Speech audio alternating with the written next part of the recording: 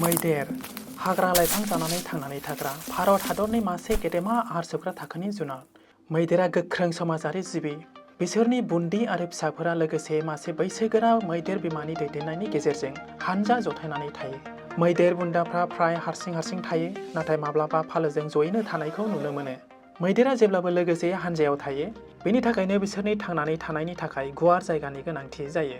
बेखायनो बिसोरखौ रैखाथि गोनां हाग्रामा ओनसोलनि अनगायैबो बाहेरा ओनसोलफ्रावबो थानाय नुनो मोनो।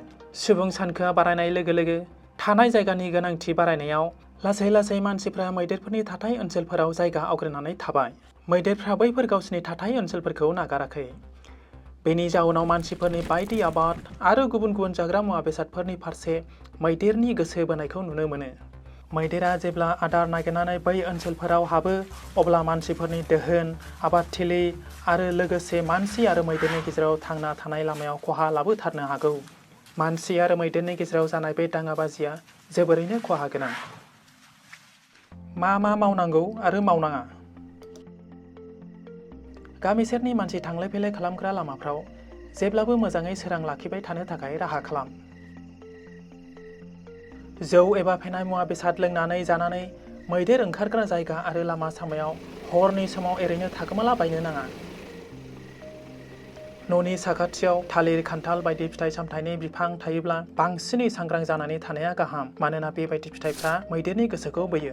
बांसिनै मैदेर ओंखारग्रा ओनसोलफ्राव जौ संनाय, लोंनाय आरो जमा दोननानै लाखिनो नाङा। जौनि मोदोमनाया मैदेरखौ बोनानै लाबोयो। अरननिफ्राय ओंखारबोनाय मैदेरखौ होहरनो नाजानो नाङा। सुबुं थानाय ओनसोलफोराव मैदेर ओंखारनाय नुनो मोनोब्ला लोगो हाग्रा बिफाननो खौरांखौ हर। जेब्लासिम हाग्रा बिफाननि सोद्रोमा नुजाथि फैया, मैदेरनिफ्राय रैखाथि गोनां जायगायाव जानगारनानै था। जोबोर साखा-फारा आरो मोजाङै बानजायनानै सोरां आरो गोमनाय सोदोबफोरनि गेजेरजों बिसोरखौ जानखारलांहोनो थाखाय हेफाजाब खालाम। हाग्रा बिफाननि गनायथि लायाजासे आयेन बेरेखायै मोब्लिब बेरा होनो नाङा। बेबायदियाव मैदेरजों लोगोसे गुबुन जिउ जिबि आरो मानसियाबो थैनांनो हागौ। बेयो आयेन बेरेखा आरो आयेन बायदियै साजाबो मोननांनो हागौ। रैखाथि गोनां सलार मोब्लिब बेरा होनानै लानो थाखाय हाग्रा बिफान आरो मैदेर संरैखानि खामानि मावग्रा NGOफोरजों जयै लोगो नांनानै खामानि माव।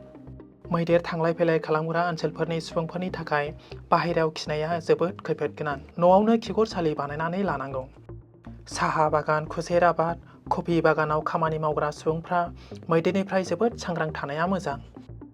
खौसेयै गोरोबलायनानै जों बेखौ रोखा खालामनो हायो जे भारतआव मैदेर आरो मानसि फारनैनिबो थाखाय थोजासे जायगा थायो।